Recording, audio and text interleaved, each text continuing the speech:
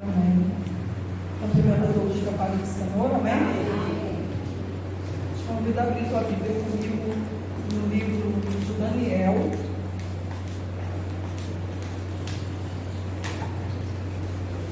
Daniel capítulo 6.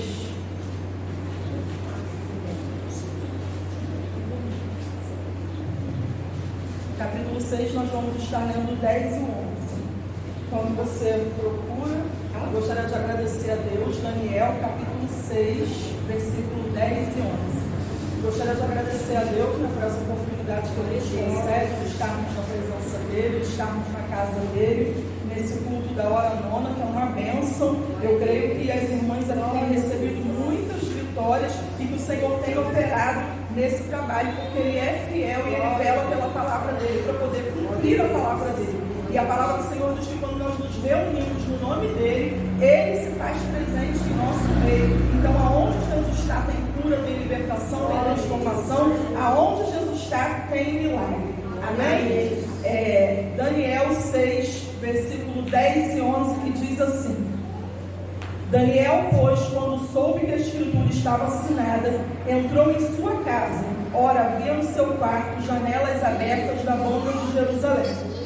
E 3 vezes no dia se punha de joelhos e orava e dava graças diante do seu Deus, como também antes costumava fazer. Versículo 11.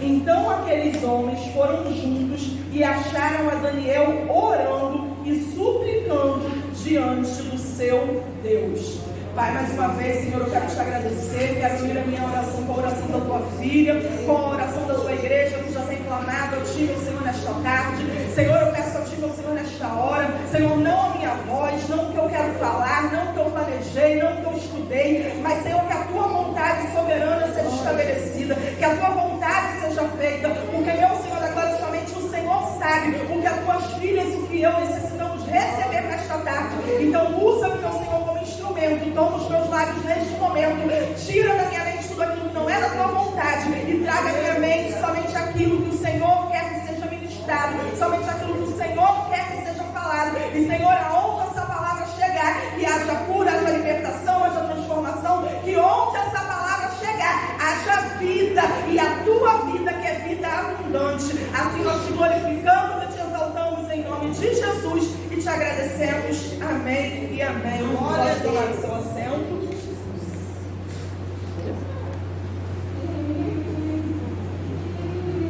Glória a Deus. Amém. Ela me passou que o tema, né, que vocês estão aqui orando é: por esta causa me ponho de joelhos, né? Infelizmente eu não consegui pegar a leitura oficial do início, eu nem sei onde que leu, mas enfim. Quando eu orei ao Senhor, Deus ele foi e me mostrou essa palavra, né? Eu lembrei logo de Daniel, porque quando a gente fala de ajoelhar, a gente vai lembrar que Daniel ele tinha esse costume. Daniel ele ajoelhava, ele orava 3 vezes ao dia. E como as pessoas estavam ali, algumas pessoas queriam prejudicar Daniel e não encontravam ocasião contra ele, porque Daniel era um homem idôneo, ninguém tinha o que falar dele, nem nas leis humanas, nem nas leis de Deus. Então eles fizeram ali, né, tramaram, né, arrumaram, acredito que, se não todos, mas a maioria que conhece a história de Daniel. E aqui, através da vida de Daniel, eu quero perguntar a você se você tem um conhecimento do que é uma oração. O que é a gente orar? Orar, não se esconde que eu vou te falar, mas a nossa nomenclatura é orar. Porém, todas as religiões têm a sua oração. Em uns lugares vão chamar de prece, em outros lugares vão chamar de reza, mas orar todo mundo ora, porque o que é orar? Orar é falar com Deus. Então, existem outros segmentos, existem outras pessoas que acreditam em outros deuses e que eles também têm o seu período de oração. Eles também têm o seu período de falar com aquele o qual eles acreditam, com aquilo que eles acreditam. Então, o que é a oração? A oração é aquilo que nos liga, é aquilo que nos conecta com o Deus o qual nós acreditamos, com o Deus o qual nós servimos. Só que nós, na nossa religião, naquilo que nós acreditamos, o evangelho protestante, ele tem a oração não somente como uma conversa, mas ele tem a oração como algo que fortalece a nossa vida no Senhor. E a Bíblia vai nos dizer que a oração, ela é aquilo que é algo entre eu e Deus. A oração, ela não é, a minha oração, ela não é para a irmã.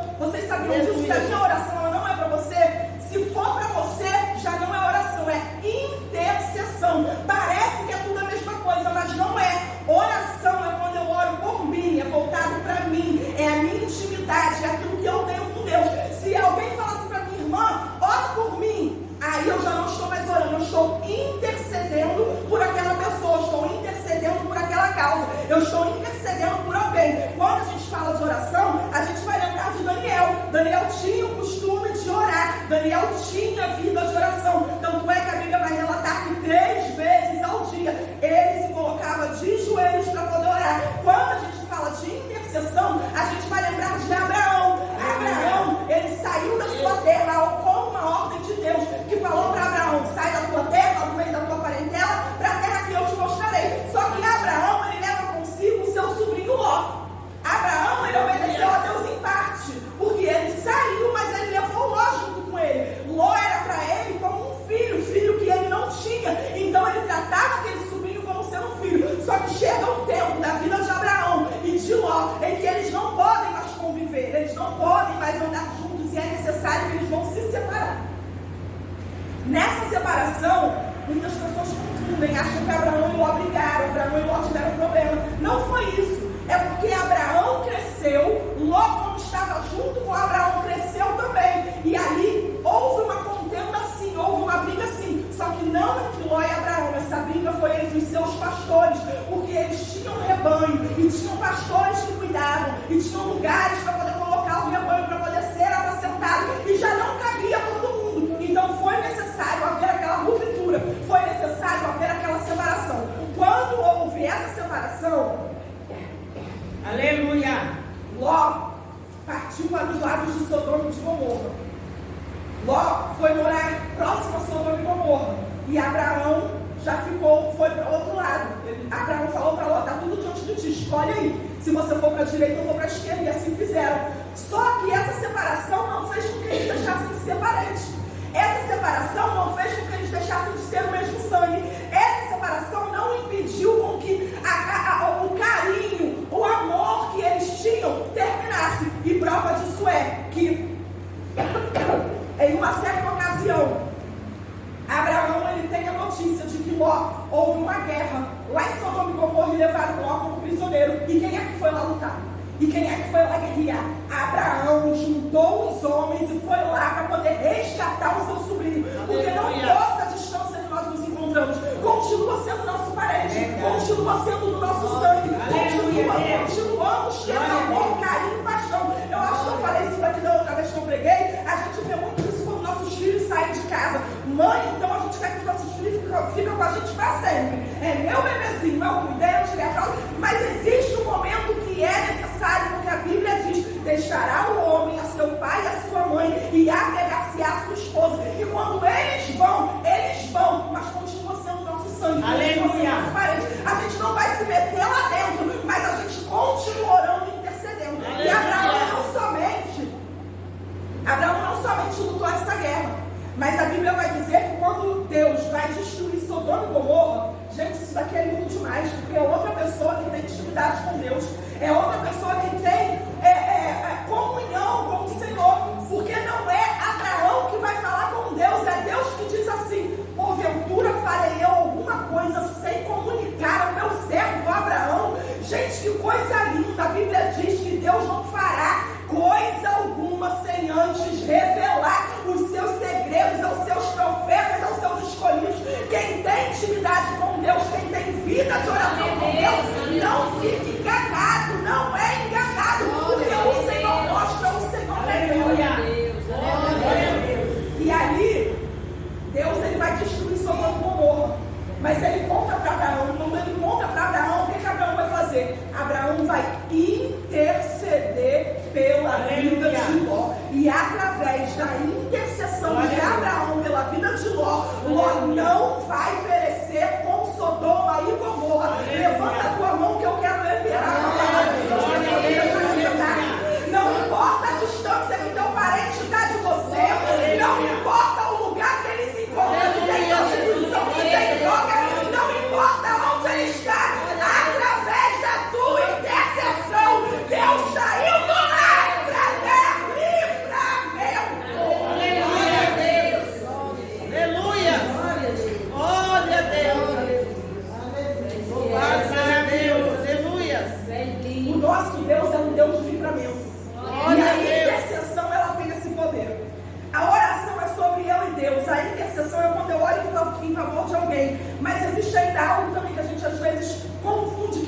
clamor.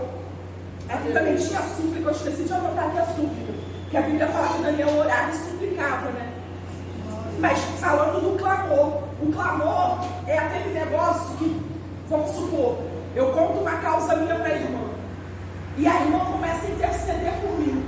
Quando ela começa a interceder por mim, tem como alguém aqui no final tem oração, né? No final que ora. Tem como você orar assim, ó? Não tem. Isso é súplica. E a súplica geralmente também é por nós mesmos. Ainda que a gente venha orar por alguém, a gente quando suplica é porque a gente não está conseguindo abrir a boca para poder falar, para poder expressar. A súplica a gente vai ver na vida de Ana. Quando Ana suplicou, a Bíblia vai dizer que a boca de Ana se movia, mas o sacerdote não conseguia entender o que ela falava. Parecia que ela estava embriagada, ela estava amargurada, ela estava suplicando. Mas quando a gente fala de clamor, o clamor é alguém que está orando por mim. E se eu estou recebendo uma oração, eu preciso orar junto, eu preciso concordar, eu preciso entrar. E daí a pessoa está orando por mim, eu começo a orar, e a pessoa levanta a voz, e eu levanto a voz também. Dependendo da situação, aquilo daí vira uma gritaria. E isso nós vamos ver aonde? Nós vamos ver quando o povo se encontrava cativo no Egito. A Bíblia vai dizer que eles clamaram ao Senhor, e através do clamor, o Senhor os salvou. Não é somente a voz levantada, não é somente a voz gritando, mas é a voz levantada em concordância. É uma mesma oração, é o mesmo propósito, é uma mesma vontade de que aconteça. E acredita, quando o povo clama, o Senhor, ele entra pra agir. Quando o povo clama, o Senhor, ele atende o clamor. Aleluia! Glórias a Deus! Louvado seja Deus! Por esta causa me ponho de joelhos. Aleluia, Deus! E aqui eu coloquei algo que eu acredito que as irmãs já devem saber disso aqui, mas as posições para orar. Aleluia, Deus! Por esta causa me ponho de joelhos, está dizendo que a gente vai ajoelhar para poder orar. Só que não necessariamente. Porque não existe somente uma maneira de orar. Não existe somente um jeito de orar. Para nós que nos encontramos aqui, que já somos acostumados a servir o Senhor, nós não temos problema nenhum de chegar na igreja, dobrar o nosso joelho e orar, de chegar dentro da nossa casa, dobrar o nosso joelho e orar. Eu já vi até gente num vídeo na internet orando dentro do trem, orando dentro do metrô, dobrando o joelho e orando. Nós não temos problema nenhum com isso. Mas para algumas pessoas o dobrar o joelho é difícil.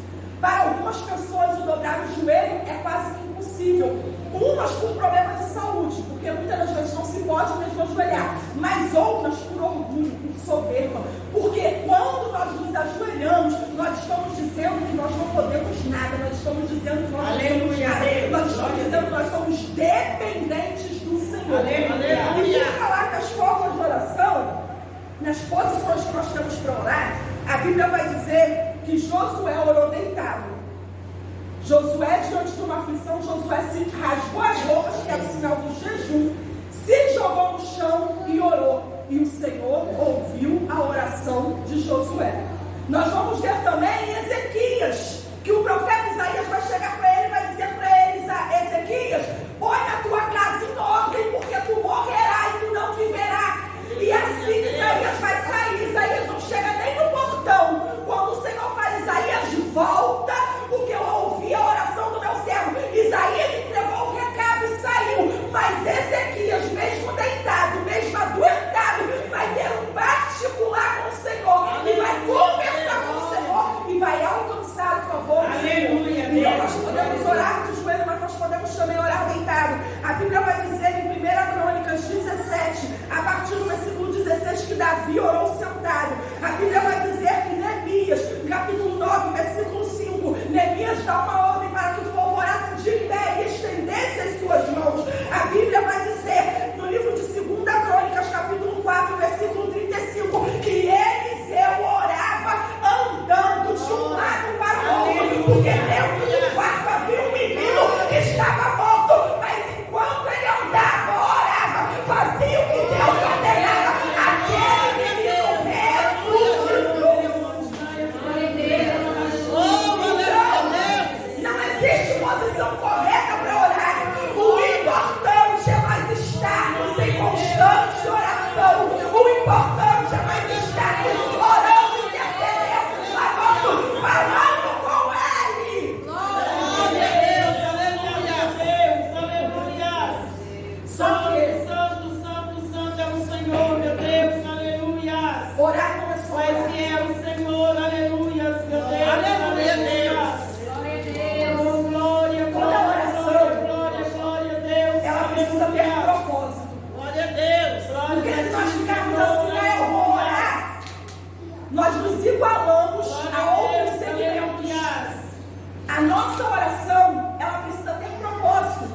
Não é agora. Primeiro que a gente não sente vontade de orar. Nós precisamos nos obrigar a orar. Se nós relaxarmos, a gente deixa de orar. Mas a nossa oração, ela precisa ter propósito. Meu Deus. Para que eu estou orando? Por que eu estou orando? O que eu quero? Glória a Deus. E como eu quero? Aleluia. O Senhor, Ele conhece o teu coração, Ele conhece a tua mente, Ele sabe o que você quer, Ele sabe o que você necessita, mas Ele tem prazer em ouvir da tua boca. Senhor, eu quero assim. Senhor, eu quero desse jeito. Senhor, faz pra mim assim porque eu quero. Louvado seja Deus. Aleluia. Eu não sei se eu já falei isso aqui, irmãos, mas eu sempre fui envolvida na obra do Senhor, e eu sempre orei pelo meu esposo, mesmo sem saber que ele era ele. E eu aprendi esse segredo de que a oração ela tem que ter propósito. Verdade. Eu poderia ficar: Senhor, me dá um marido, Senhor, me dá um marido, Senhor, me dá um casamento, Senhor, me dá um marido. Mas tem coisas que eu coloquei diante de Deus como eu queria. Eu coloquei diante de Deus do jeito que eu queria. E não é à toa que hoje eu tenho um esposo que pesca, limpa o peixe, tempera, frita e me traz na minha mão. Aleluia. Detalhe, eu vou falar pra vocês, quando eu contava isso pra minhas amigas, que elas ficavam assim: você não tem marido, você fica pra lá e pra cá, eu tenho marido pra cuidar. Quando você tiver marido, você vai parar com isso, porque você vai ter que cuidar do marido. E eu falava assim: só que eu oro e meu marido vai vir pronto. Aleluia. Meu marido não vai ser dependente de mim para poder comer, para poder vestir, para poder lavar. Meu marido não vai ser dependente, ele vai vir pronto. E Deus, Ele me ouviu. As irmãs sabem, porque eu ainda congregava aqui com as irmãs no período que eu engravidei do Lucas. Gente, eu passei muito mal da gravidez do Lucas. Eu passava mal 24 horas por dia. E o Alisson trabalhava fora, chegava em casa, ele arrumava a casa, ele lavava a roupa. O Alisson fazia tudo. Por quê? Porque eu pedi a Deus em oração.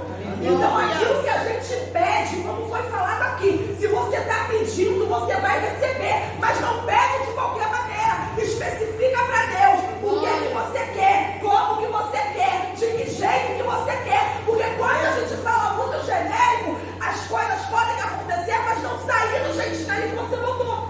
Aleluia, A Deus. Kézia, eu orei muito pela Kézia, gente, porque o meu cabelo não é bom, não. Hoje em dia a gente tem aí a progressiva que ajuda, parece até que é isso natural, glória a Deus. Mas eu sofri a minha vida inteira com cabelo. E quando eu engravidei de Kézia, que eu descobri que era menina, gente, todo dia eu colocava a mão na barriga: Senhor, não deixa minha filha ter cabelo. Senhor, não deixa minha filha puxar com o cabelo meu. Não é luxo. É porque eu sei o quanto eu sofri, então desde pequenininha, que usar produto no cabelo.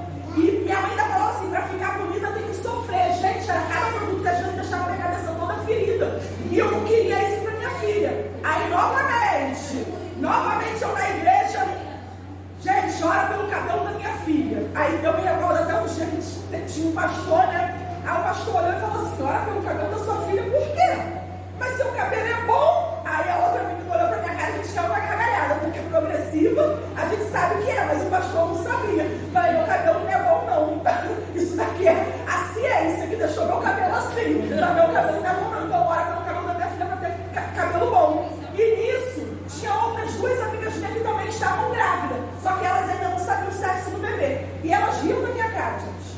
Elas riam na minha cara: ela, gente, é boba, fica olhando por essas bobeiras. Deus, Ele se importa, seja com o mínimo nosso, Ele se importa. Conclusão da história, vocês viram o cabelo da Kézia aí, né? Cortei aqui, já tá aqui de novo.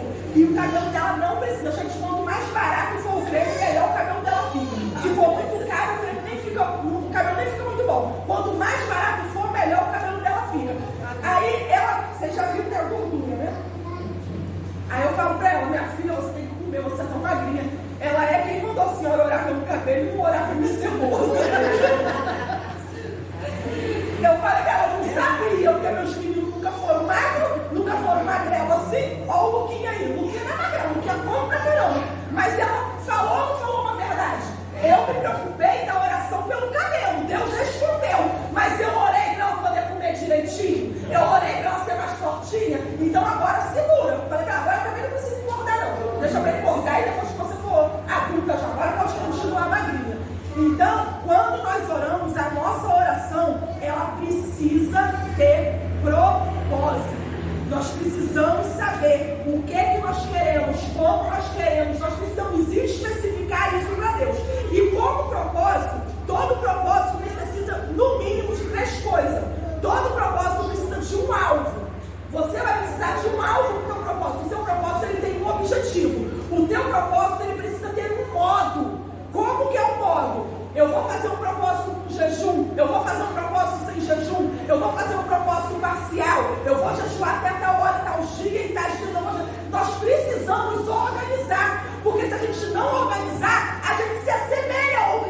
momentos e a gente até esmorece na fé, porque você está aí orando, e você fala assim, não está acontecendo, não estou vendo nada, porque você não colocou do jeito organizado. O nosso Deus, ele é um Deus organizado. O nosso Deus, ele não gosta das coisas de qualquer maneira, não. Quem gosta de bagunça é o diabo. O nosso Deus, ele coloca tudo direitinho no seu lugar. Então, todo propósito tem que ter alvo, tem que ter modo e tem que ter tempo.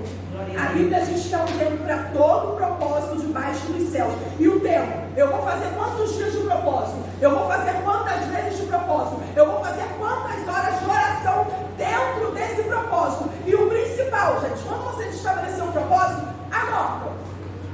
Eu comprei meu caderninho de novo, voltei a anotar de novo. Eu tenho um monte de caderno de oração lá dentro das caixas guardado, um monte. Porque quando você estiver triste, que você fica assim, ai, Deus não me atende, pega o teu caderninho e vai olhar.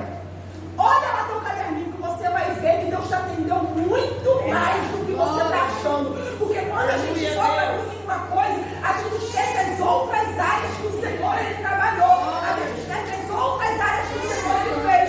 Quando eu me encontrava orando para poder casar, eu coloquei como propósito, gente, antes de eu casar com isso foi 2 anos. Foi 2 anos de propósito, um atrás do outro, 2 anos de jejum, 2 anos de busca, 2 anos clamando. E no meio desses 2 anos, chegou um tempo que eu comecei com essa crise, porque todos nós passamos por isso. E eu fiquei assim, eu falei, o Senhor não me atende, o Senhor não me ouve. Todo mundo casa, todo mundo vai, e quando chega na minha vez, o Senhor fala, não é esse. Quando chega na minha vez, não é esse. Quando chega na minha vez, não é agora. E eu comecei com essa crise com o Senhor. E eu comecei porque o inimigo, ele faz isso na nossa mente. Às vezes você está com um problema só. Aí o que é que você faz? Não tenho nada. Igual aquela viúva. O que é que você tem em casa? Não tenho nada. Quem não tem nada, não tem nada. Aí ela lembra, não, tem um pouquinho de farinha, um pouquinho de azeite. Então tem alguma coisa. Nada. E o nosso adversário, às vezes, ele faz isso com a gente. Porque uma coisa que a gente pediu não foi atendida, aí a gente já começa a dizer assim, ai, mas Deus não me ouve. Ai, o Senhor não escuta a minha oração. E eu, dentro dessa crise, tinha um amigo meu que orava muito pela esposa dele, porque ele louva na presença do Senhor, ele ia para tudo quanto a igreja cantar e ele ia sozinho. Quando eu podia, eu estava ali junto com ele. Mas é muito triste para quem faz a obra estar sozinho. Então eu orava muito para Deus salvar a esposa dele. Até porque o homem, e você não tem noção do tanto de bombagira que aparecia na vida dele. E ele é ali firme. E eu, no meio dessa crise, que Deus não me ouve, e ele, Jennifer, vamos na igreja tal comigo. Eu falei, vamos embora. Ele nem me contou, gente. Quando a gente foi, a esposa dele foi junto e falou, ela vai com a gente. Eu falei, vai, vamos embora. Gente, eu já tinha encontrado com ela em outros momentos. E nos outros momentos que eu encontrei com ela, a conversa dela era shopping, a conversa dela era roupa, a conversa dela era tudo, menos as coisas de Deus. E quando ele me chamou para poder ir com ele, eu fui, que a gente foi no caminho. A mulher só falava de Bíblia. O Senhor pegou ela, salvou ela e colocou ela de um jeito que até se ele não fosse, ela estava indo. Até se ele não quisesse ir, ela estava indo. E naquele dia o Senhor ele foi e falou assim para mim, tá vendo aí como é que eu escuto a tua oração? Tá vendo aí como é que eu atendo o que você fala comigo? Porque o nosso adversário, ele tenta nos cegar, ele tenta dizer que não está adiantando, ele tenta dizer que vai acabar, ele tenta dizer que não está tendo jeito a nossa oração. Às vezes a gente olha, o negócio vira todo, piora tudo, e ele diz que não vai dar certo. Mas quem tem vida de oração sabe que o seu Redentor vive e por tua causa ele se levantará. Glória a Jesus. Aleluia. Para concluir, vamos voltar aqui para Daniel. Armaram contra Daniel. Aí no versículo 22, eles armaram, mas o rei gostava de Daniel. O rei não queria que Daniel fosse morto. O rei conhecia Daniel. O nosso rei é Jesus. Gente, quem tem favor do rei não precisa de mais nada. Quem o rei conhece, quem o rei ama, não precisa de mais nada. Só que esse rei aqui era o governante na terra. E a Bíblia vai dizer aqui no versículo 14, que o rei propôs dentro do seu coração livrá-lo, e até o Daniel. Um homem que não era hebreu, um homem que gostou de Daniel, porque Daniel alcançou favor aos olhos dele, tentou livrar Daniel da armação que fizeram, mas ele não teve como. E ali Daniel ele foi jogado na cova dos leões. Só que quando Daniel foi jogado na cova dos leões, o rei, ele teve uma atitude que muito crente não tem. O rei jejuou. Um rei que não era cristão, ele jejuou, ele não deixou ouvir música, ele não deixou ouvir dança, ele não se alimentou, até no outro dia de manhã ele bateu lá na porta da cova e saber o que tinha acontecido. E Daniel, no versículo 22, vai dizer: o meu Deus enviou o seu anjo e fechou a boca dos leões, para que não me fizessem dano, porque foi achada em mim inocência diante dele, e também contra ti, ó rei, não tenho cometido delito algum. Glória a Deus, aleluia.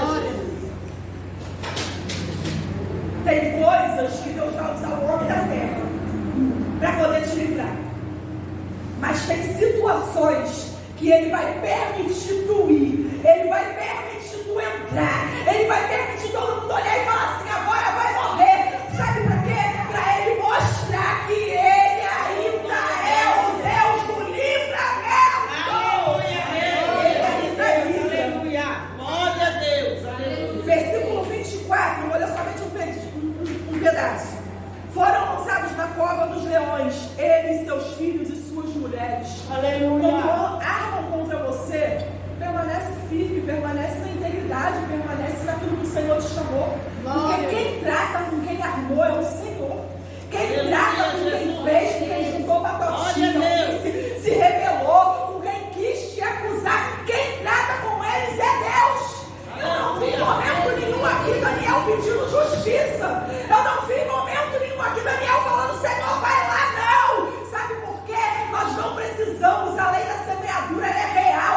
Aquilo que a gente planta, a gente colhe. Quem planta vento, colhe tempestade. Mas quem planta oração, colhe milagre, livramento de Deus. Aleluia. E última coisa para poder terminar. Através dessa situação toda que aconteceu, o principal que vai acontecer, eu vou ler aqui os últimos versículos, que é do 25 ao 27, que diz assim: então o rei Dário escreveu a todos os povos, nações e gentes de diferentes línguas que moram em toda a terra: a paz vos seja multiplicada. O cara se converteu, vocês entenderam isso aqui? Aleluia. Da minha parte é feito um decreto, pelo qual em todo o domínio do meu reino os homens tremam e temam perante o Deus de Daniel, porque Ele é o Deus vivo e para sempre permanece, e o seu reino não se pode ser destruído, e o seu domínio é até o fim. Ele se livra, Ele salva e opera sinais e maravilhas no céu e na terra. Ele livrou Daniel do poder dos leões. Este Daniel, pois, prosperou no reinado de Dário e no reinado de Ciro, o